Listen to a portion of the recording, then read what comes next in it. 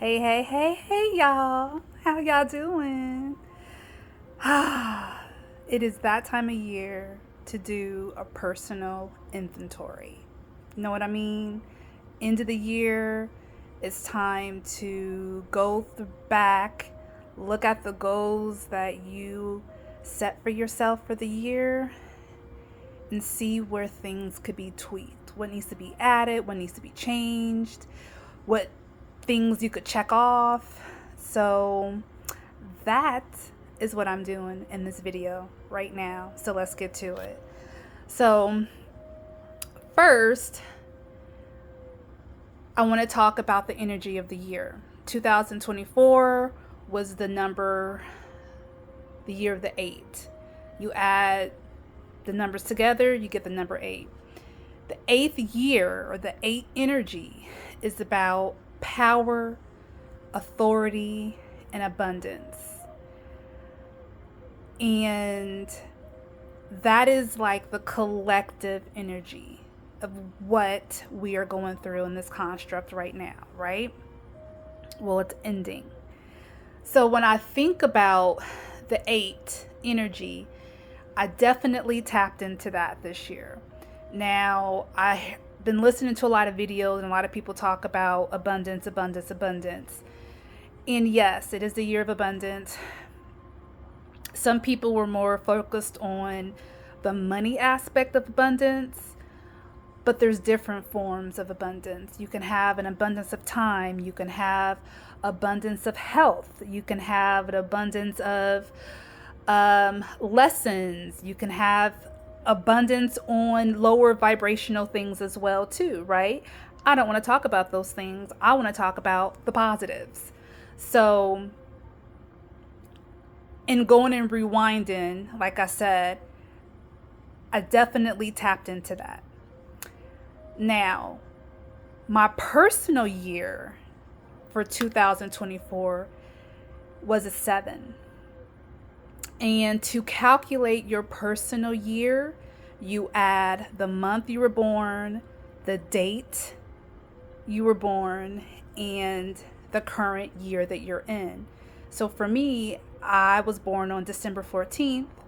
So I added all of those numbers together plus the 8, it equals to 7. 7 energy is about going within, finding your peace. It's about awakening and spirituality and tapping into those other areas in your life, the deeper aspects. So that was my own personal year. So when I look at the whole year and rewind, it was abundance of those things. Like this year, as far as spirituality for me, has really opened me to a whole new level. And what was a catalyst for me was this year, I had 5 trips. 5 trips. I've never done 5 trips in 1 year. First of all, I am from Omaha, Nebraska, Midwest, middle of the country, and I did not travel growing up. And when we did travel, it was in the car going to a connecting state.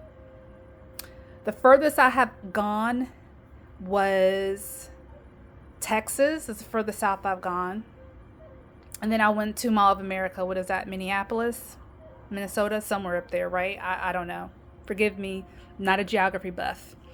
So my first time on a plane was about 5 years ago. Like, real talk. About 5 years ago, my first time on a plane. And since then, I have been traveling my butt off. And this year, I did 5. Never ever in my life have done 5. And what I have learned about traveling is not only does it get you outside of your comfort zone, it also taps you into other energies that you aren't necessarily used to, because you're in a different part of either the United States or the world. You may believe in that. Some people do, but hey, I know energy is real. Everything has an energy. Our words have energies, our personalities have, our aura has energies, like everything has energy, right? So when you are traveling to different parts of wherever you're traveling to, the world, United States, whatever, you're tapped into different energies. So I had an abundance of that. I went to Virginia Beach in February. That was very, um, it was very spiritual. All my trips have been very spiritual. And that's another thing that I'm realizing is that now that I am going through an awakening and I am open to this, it seems that it's like layers. It's like an onion. Like keep getting peeled. Like there's just different layers upon layers upon layers, and I'm getting peeled off. And it's an amazing feeling, actually. And every time I travel somewhere, that's basically what it is. I learned something new, not only about myself, but about people in general. And I also, for the first time, I left the country. I went to Cancun. That was such an amazing trip. And I realized that you can communicate without words. I mean, I know that, right? People make faces or sign language, body language. People always tell me that my facial expressions, be saying stuff and I didn't even say it, but they already know what I'm thinking because the face I'm making. So I get it, right? However, when you're in a different country where you don't know the native tongue, it was really eye opening for me how I can still communicate and not understand, or the things that I picked up, you know. So that was very eye opening. I did a lot of first time going diving, first time leaving the country. It was my first stamp on my passport. Like I did a lot of firsts, and it was amazing. It was absolutely amazing. I am still unwrapping things that happened on that trip and the trip when I went to Virginia Beach. I also went to Vegas this year, and I've been to Vegas before, but this time it hit me totally different. And I was tapped into some of the energies. Low vibrational, and of course the higher vibrational energies. And that really, I was really, really, what that trip did for me. I'm 100% no questions asked. I know without a shadow of a doubt that there is a mind war going on out here, y'all. I'm just saying. That's what we're dealing with. You can call it spirituality, a spiritual war, whatever. It's a mind. It's the mind, y'all. Like I'm just saying, it's a mind war, and I am so aware of that. I know I have though that realization a few years back, and the more studying I do, the deeper divers the deeper I dive, and I just it's very, very obvious to me that that is exactly what is going on. So when I look at this year in review, I am one of those that I write down my goals. And this year, I wanted to share those goals with my son to kind of inspire him like, hey, this is what I do. I write down my goals. I check in on them from time to time. I had it on my phone. And I go through at the end of the year and I look at what I've accomplished. And I have to say that I accomplished 2/3 of the goals that I had written down.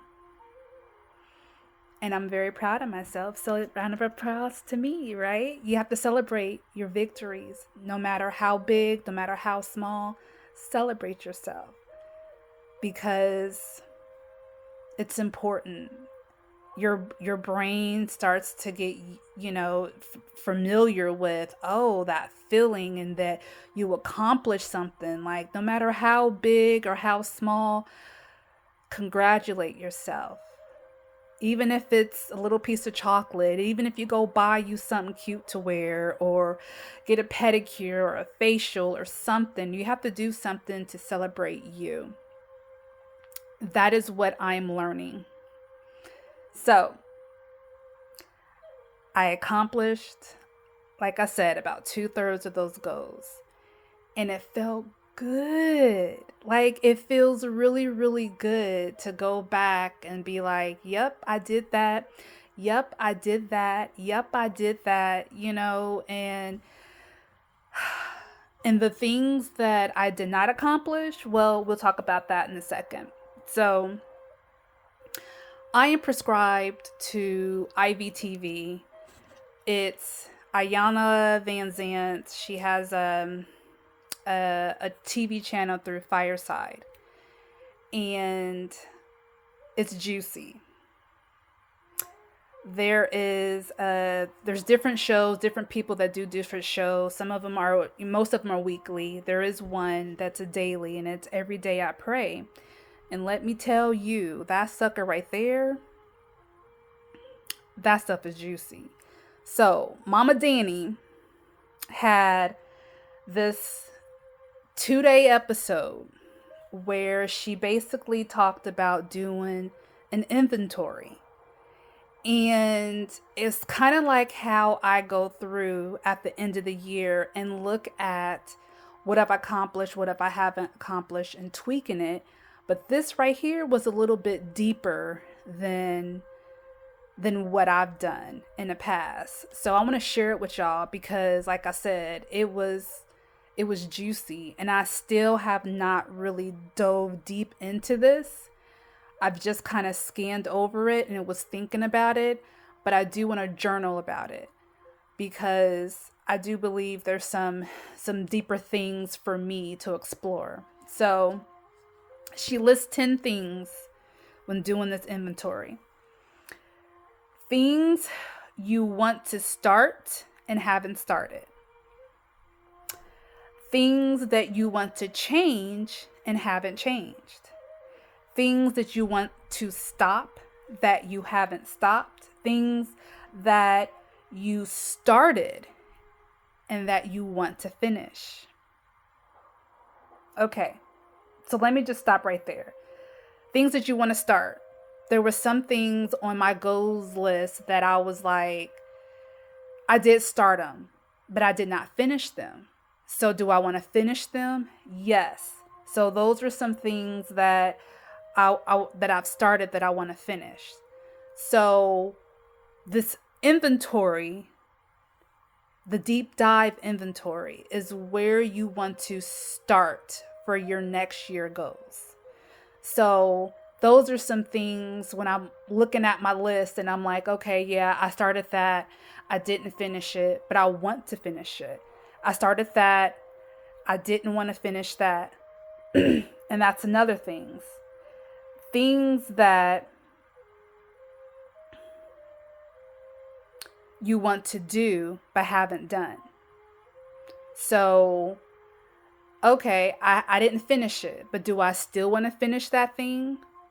There could be some things on there that I don't, some things that I do, right? Things that I want to have that I don't currently have. Things that I want to be that I am not currently being. And this was a deep one for me. On my list of goals, I had daily tasks that I wanted to do. And I realized that in doing those daily tasks, there weren't things to do per se, they were things that I must be. And to explain that a little bit further, the things that you do equals your character, right? Your character is defined by basically your beliefs that you repeat, the things that you do that you repeat. And over time, those things become part of you, right? So for me, I am noticing that those certain things that I have not integrated as being part of me, they are not things that I do on a regular, all the time, without making it a task for me to do. One of them is meditate. I enjoy meditating. I love to meditate. However, looking back through this year, I've had some hiccups along the way when it came to meditating. And not to go into a deep story about that, just an awareness for me. And I recently came upon another level or another step for me to go deeper into my meditation is some things that came up about my childhood. So things that I want to do that I haven't done, things that I want to be that I haven't been, things that I want to say that I haven't said. There are some unsaid things that I have not said to people. And I have noticed, like, I don't always speak my truth. And for me, most of the times, it's because I don't want to hurt the other person, right? But instead, I'll sacrifice myself and hurt myself to spare the other person's feelings. Well, that's something that I am working on. I'm very much aware of it. I know I'm working on that. And with that being said, I was breaking out on my neck. Like, I was getting these pimples and I'm like, what is going on? And then I started thinking, okay, this is the throat chakra. And then when the show came on about the taking personal inventory, and when she said that, I was like, oh, that's why I'm getting these pimples on my neck. Because there are some things that I really do need to say that have not been spoken. And I don't have to say them in a mean way. I don't have to say them, when the time is right. I am aware of that, right? However, that's just my truth. That is something that I am working on, right? Things that I want to learn that I haven't learned. That was a good one for me. There was one thing on my list that I started but did not finish, and I want to learn it. And there was something else on my list, like I wanted to study the universal laws. I did study that. I bought a book, wrote some notes on it, studied it, but I know I could dive in deeper on that. So that's something that, I really want to learn. So I will be adding that to my next year's goals as well. And the last one was anger that you've experienced that you have not yet addressed. And that one for me, I kind of had to really sit with that, because I really felt like this year especially was the first year that I wasn't really angry. I wasn't angry, but at the same time, I've kind of been secluded. Not kind of, I have been secluded. Since I moved here to Charlotte, I don't have friends like that. Well, let's just be honest. I didn't really have friends like that, anyways. I had acquaintances, I had people that I hung out with, I had cousins and everything. But like friends, that hasn't been since high school, to be honest. Like that's just not something that, I don't know. Another story for another time. So for me, the whole anger part, I'm like, well, I haven't really been triggered by people because I haven't really been around people. And then I started to like think about some past stuff that's happened to me. And I'm like, oh, that still brings up a little anger. Like, there's a part of me that is still angry about my last employer, right? And so for me, I'm like, okay, I need to let that go. There's some things about my last relationship that angers me. And I do need to let that go. But before I can let it go, I have to examine that. I really have to dive deep into what parts of me is holding on to that anger. And let's just be honest, anger is usually an outcome of being hurt. That's what it usually stems from. So, yeah, just some things. And I know I'm like stumbling over my words because as I'm thinking about it, I can almost feel the hurt, right? When you really look at why you're angry, it usually stems from being hurt. Your feelings being hurt, somebody wronged you, and now you're feeling a certain kind of way. Yeah. So, anyways, as I look back through 2024, I am so proud of myself in what I have accomplished personally, what I have accomplished professionally, and I am looking forward to the next year. Now, I don't know if you've heard people talk about the year 2025, all this madness and craziness. So next year is the year of the nine. Nine has the energy of endings, completions. It could be chaos as well, right?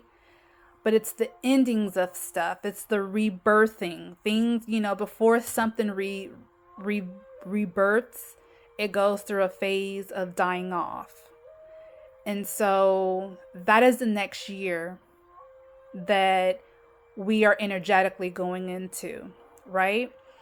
So with that, my personal year, I'm in an 8 year. So your personal year starts after your birthday. So, excuse me, my birthday was December 14th. So my personal year started already. And I'm in the 8 year. That's the power and the authority and the abundance, right? I'm all for it. I understand how it affected me this year. And so I am really looking at stepping into the power of the completions of all the things that I need to complete. And I can say that I already started one, right? I changed my last name back to my maiden name. So that was an ending, right? A closure. No longer that last name. Now I can move forward with my maiden name. So that's just the start. And I do believe for me, because my maiden name is Moore, there's only more to come. And it's really interesting because I loved my last name. I've always loved my last name. Like I even had a tagline back in the day. Like I always used to tell people, always leave them wanting more. That's just me being goofy, right? And when I got married and I changed my last name, I was like, dang, I can't use my tagline anymore. So now I feel like I can go back to using my tagline because, anyways. So do a personal inventory. Remember to go through the years.